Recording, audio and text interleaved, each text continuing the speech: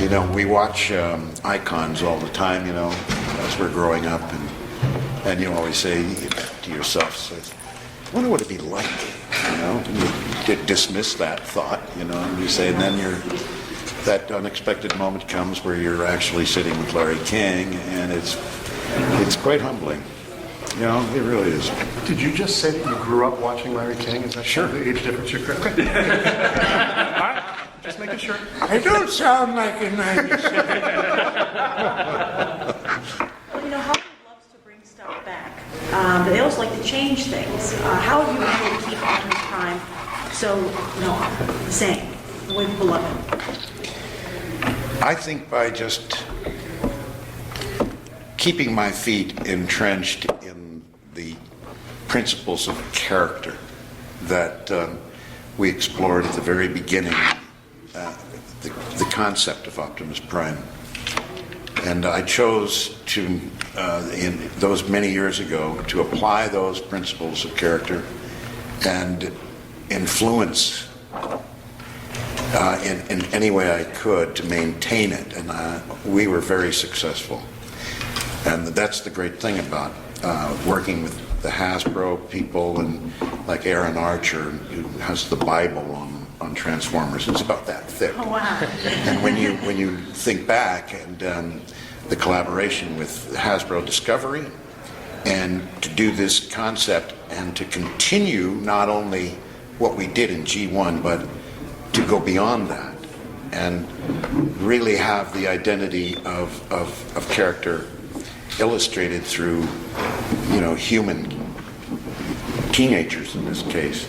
A great opportunity for family entertainment to finally see a marriage between the action, you know, the space fiction, and the relationships between Autobots, and in Optimus Prime case, the elements of human qualities engineered into a relationship with humanoids at that age. Mm-hmm. I think we've done a great job. I think we're going to continue to do that and maintain those principles, you know, for family entertainment.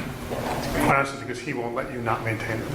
I think when you inherit Optimus Prime, the character comes with Peter, and so it sort of comes right out of the gate with certain rules and expectations, and I think all of us who've inherited Optimus Prime over the years feel somewhat beholden to what he's done, and you don't want to break it if it's not, you don't want to change it if it's not broken. Yeah. So you tend to write toward what he's done before.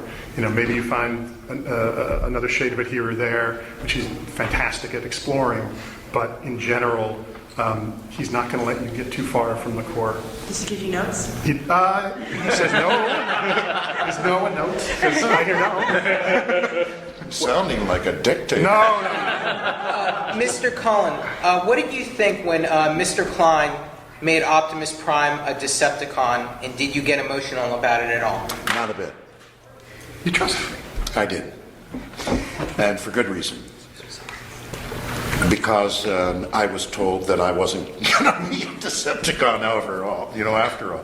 I was aware of the development that was going to go on, and I thought that was a real flavorful addition to it, because it gave me a sense of further opportunity to delve into other than just Optimus Prime. I could be, you know, Prime as Orion Pax. Orion Pax, and I loved it.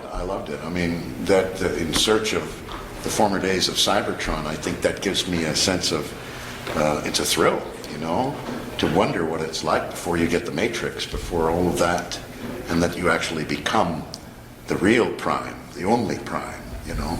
It was great. I liked it. Peter, you talked about the principles of the character from way back when, and I'm sorry if you told the story, but what was when you read the script, what was your ideal for the character? Like, did you have someone in mind? I always think of Optimus Prime as all the best John Waynes as a hero rolled into one guy. You know, the guy you can always count on to be there. What was your inspiration for the character when you read the script? Well, I've told this story many times, and I'm sure it's becoming probably a legend on its own. I based the character on my own brother, Larry Cullen, Larry was a Marine Corps officer in Vietnam. He was a wounded medal recipient, more than the Purple Heart. He had 2 Purple Hearts and a Bronze Star. And we lived together in Burbank, California, for a time when I was just going out one day to audition for Transformers. And my brother Larry had asked me as I was going out, he said, "Peter, where are you going?" Now you got to understand that Larry is 6 inches taller. He's got a deeper voice, and he's probably the most, he was probably the most honest, truthful, gentle, understanding, strong guys I've ever known. He was my hero. And when I went out the door, he said, "Where are you going?" I said, "I'm going to audition for a truck." And he says, "You got this. What a way to make a living, Peter." And I said, "Yeah." He said, "But," I said, "Larry, he's a hero." He says, "Interesting.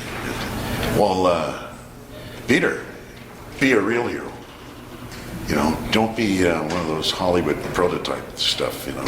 Be real. Be strong enough to be gentle, and don't be yelling and screaming all the time. That's my advice, Peter. Take it or leave it." So I drove to the audition, and the words that I've used many times before is, Larry just jumped off the page when I first started reading him.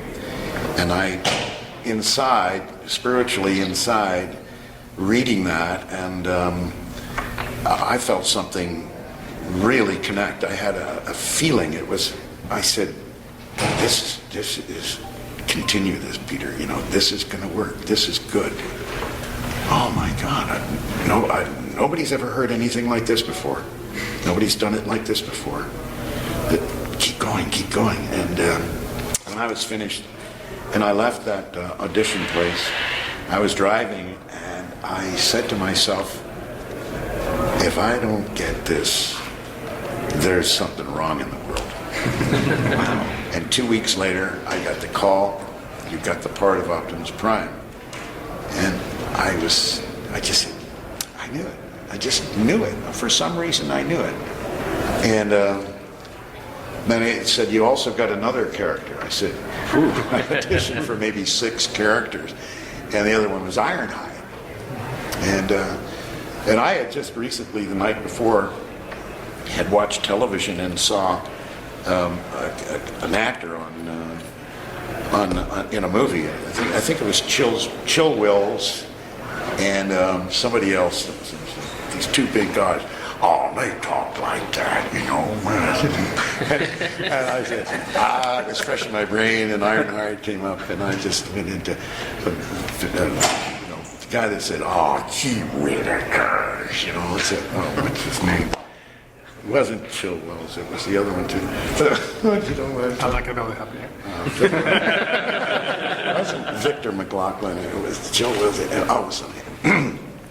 Wallace Berry. Wallace Berry, whose son was Noah Berry, who... Rockford Files, Noah Berry? Yeah, Rockford Files, Noah Berry. Yeah. Oh, gee willikers. Mr. Cullen, I feel like Transformers Prime did a very classy thing by dedicating an episode that touched upon the consequences of war to your brother. Yes. How do you feel that Optimus's sort of unique brand of leadership has evolved over the years? Because Transformers Prime seems to have taken like a more serious tone about the consequences. Well, I think the reality is that it's part of our world, and there's a responsibility, I think, in leadership to be right and to do what's right. And I think it's a difficult process, life, when you consider there's such good and evil everywhere, and I think that Prime is best suited to bring out the best in people under dire circumstance. And I think to do that, you have to commit yourself to to the right form of leadership so that you can separate violence for violence sake. There's no justification for violence, for unnecessary violence. If you're honest and truthful to the things that happen, and you can commit to it in the right way, I think we're doing the right thing. We're doing a good job. I'll take a little bit of that too. Obviously, we made the decision pretty early on that our violence, for lack of a better word, would have consequences. And part of that is the change in television overall. If you go back to the days of Magnum PI and the like, Magnum would get shot in 1 week, and by the next week there wasn't not only not a bandage, there was no scar, there was anything. And around the time of Hill Street Blues and some of those other shows, it really started to change where there were consequences from week to week, depending what happened to the characters. We are doing a show for younger viewers. We don't really want to send a message that violence has no consequences, that it's fun. We want, if we're actually going to get rid of a character, if we're going to kill a character, we want there to be real repercussions, emotionally and otherwise, to our stories. It makes for better storytelling, it makes for deeper character stuff. And I think for you, it's more interesting, I would imagine, as an actor, to get to play real emotion versus cartoon emotion. That's the difference now with Transformers Prime. We deal within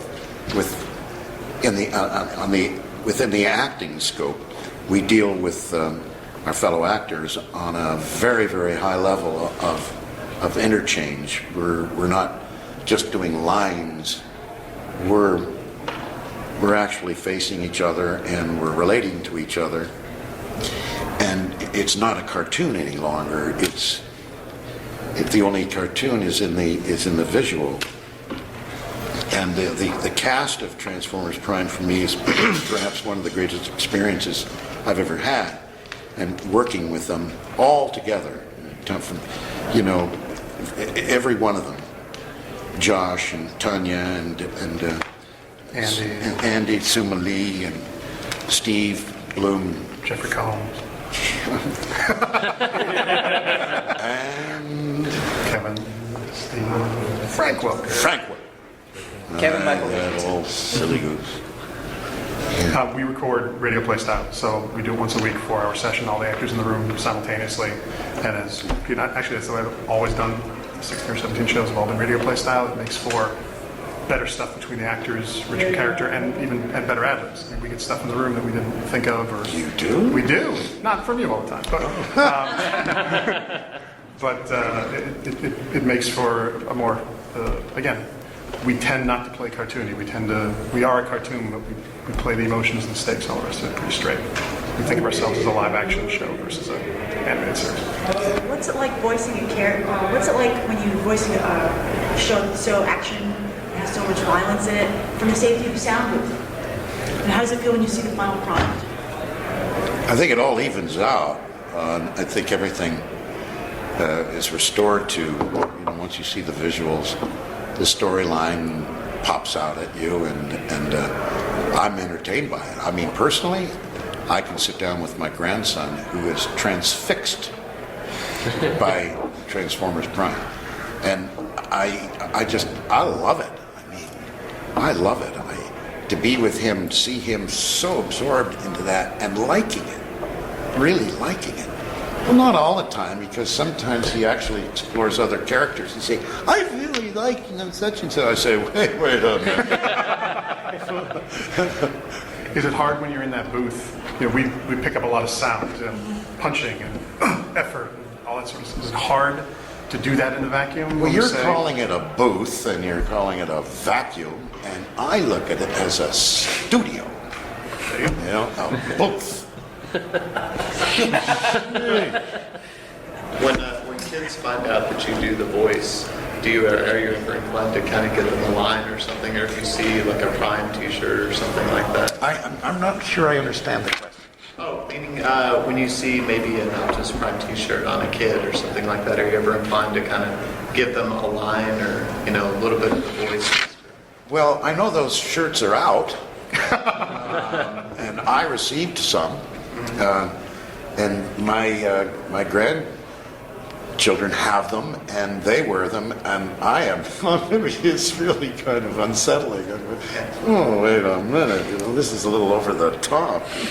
Let me see if I can spin it a slightly different way. Do you feel like when you see a young child who sees you as Optimus Prime, do you feel like if you were to address that child in person, even in Optimus's voice, but it's you, do you feel like that breaks the fantasy in some way? Do you tend not to do that, or? I used to think that, because I related to myself. And, when I was younger, I had my imagination working for me, imagining the physical representation of what I heard through radio. And then when I actually met the person, I was really disappointed because it's not what I imagined. I would always imagine, by the tone of a person's voice, I could imagine whether they were tall or fat or short or muscular. Within my imagination, this is how he would collect himself through his words and how it went to my brain. So I always thought maybe if a kid had his imagination set on somebody and then he met me, the last thing I wanted to do was to be disappointing, And yet now, when kids realize I'm Optimus Prime and they come and say Optimus Prime, and I just say transform and roll out. I mean, they go, oh, they love it. I mean, so that has taken away that feeling entirely. When was the first time you realised the massive impact that Optimus had on fans? When was the first time that really?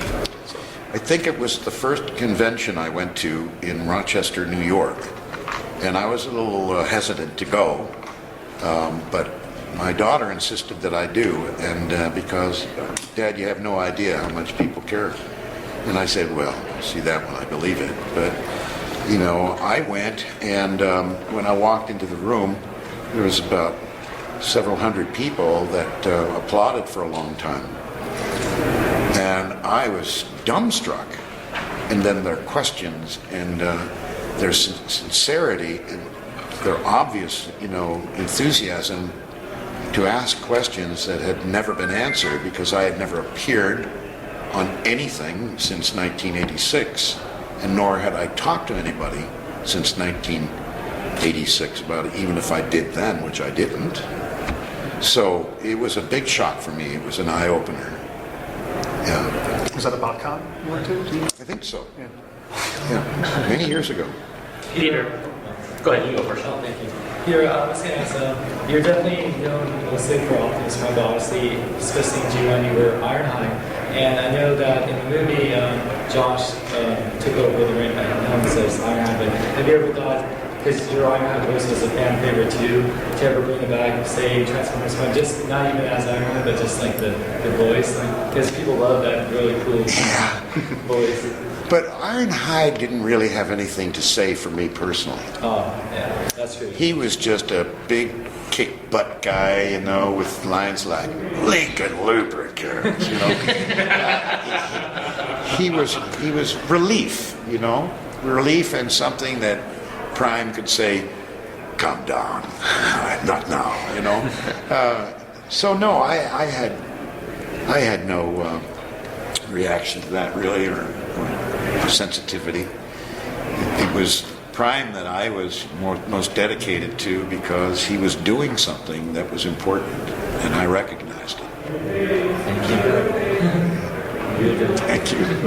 Now, Peter, along the same lines of that question, can I first say that you were the voice for two of my favorite voices for me growing up, which was obviously Optimus Prime and the narrator for the intro for Voltron. Yes. Voltron. I can't go with it. Any type of Voltron, I just hear your voice in the beginning saying Voltron. Voltron, defender of the universe. I'm sorry, I'm kind of nerding out. We're all nerding out. Yeah, we're nerding out now. I'm going to take that and put it in a ringtone now. I just wanted to know, are there any other characters from your career that you'd like to just revisit at any time, just for fun or anything like that? Oh, I think I would. I think I'd probably enjoy more the camaraderie of the environment that I was working in at the time they were created. It would certainly be a lot of fun to go back and do some of the shows I did with Frank Welker and recreate some of those wonderful days. There were a lot of things that we had in G.I. Joe. We laughed all the time. We had such a great time. I have no idea what I said or characters I played. I have no idea. I couldn't even begin to even remember their names. But I remember the working day. I remember being there and just having a ball. It was just fun. So many creative, wonderful people, and there are so many extremely talented voiceover actors, and I'm nowhere near anywhere as good as some people that I work with, in Prime. They are exceptional people. I'm talking about Steve Bloom, and Frank Welker, and Kevin, and they're monsters. They're huge. I mean, they just can do everything, I'm lucky to be with them, and I'm really lucky. I'm curious, Peter, what do you think about Activision and what they're doing with the Transformers video games? Because next month they'll be releasing this big new game called Ball of Cybertron. You're taking part in it as well. Do you think that plays a huge part with the Transformers license as well? Do you think it introduces a series of fans like, oh, I get to play as Optimus Prime, this is going to be great? Well, if I were a kid, I would definitely be excited to participate, and having experienced the series, the old G1s and the new Transformer Primes, and have or even the movies, of course, depending upon how old you are. But if I were a kid and they came out with a game and I could want to be any of those characters, I think that would be just a touch of heaven.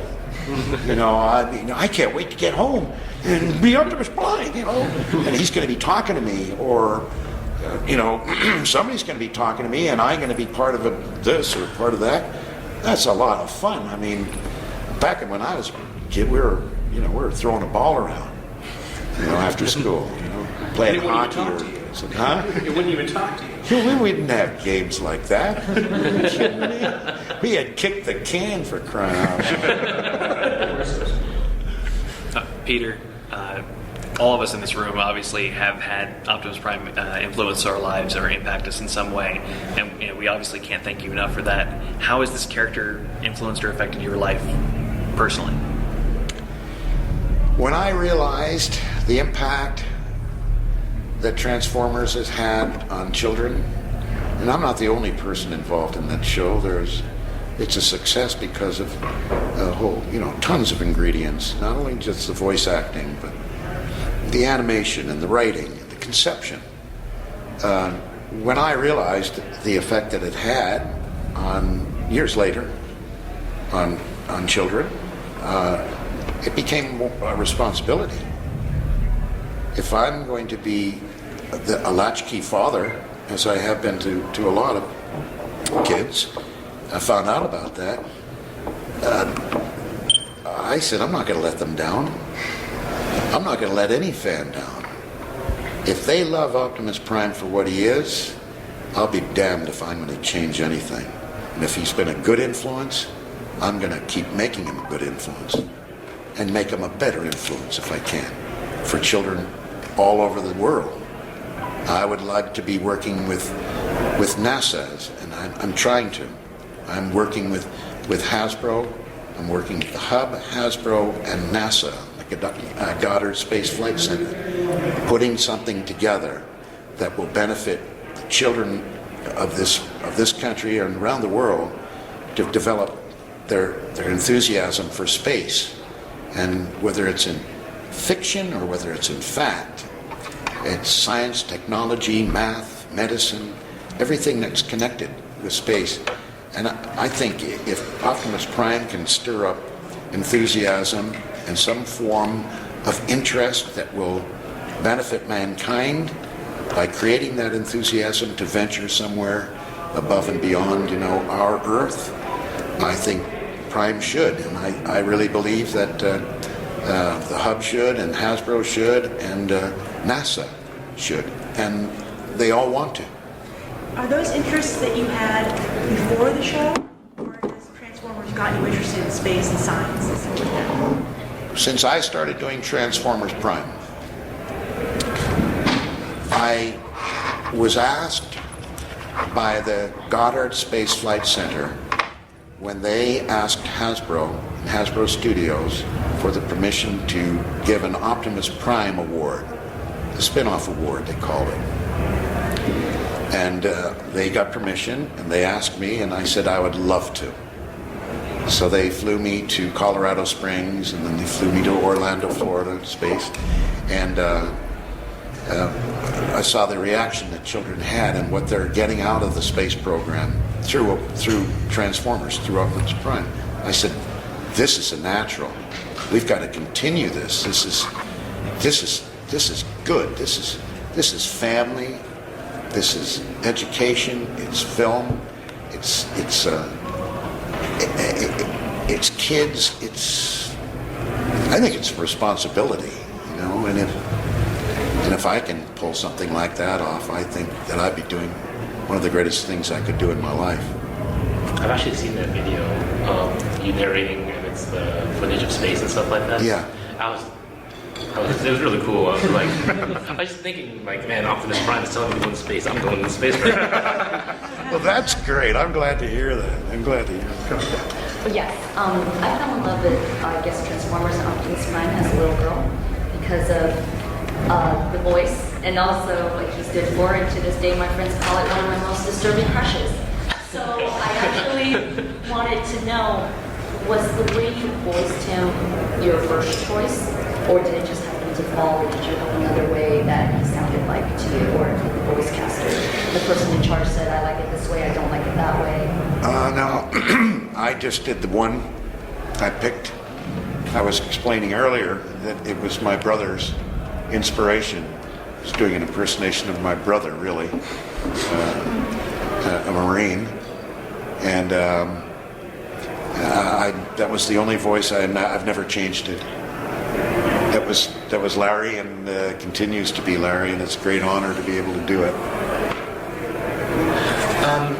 Peter, can you talk about at all how rewarding it's been for you to bring your Optimus Prime back between the movies and the new video games and now the new TV shows?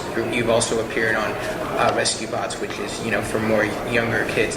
How rewarding is that for you to keep bringing your character back and introducing not just to the old fans, but new generations and continuing generations? And Jeff, maybe you can comment on bringing something you love so much to new generations as well. I am more grateful for the fan base that stuck behind something they loved, shared that information with me by making themselves heard, which in the final result gave me the opportunity to be Optimus Prime again in 2007. It's a fan base that I love. I said it from the very beginning. We have a communication. There's something that I do that they understand, and what we have is very special.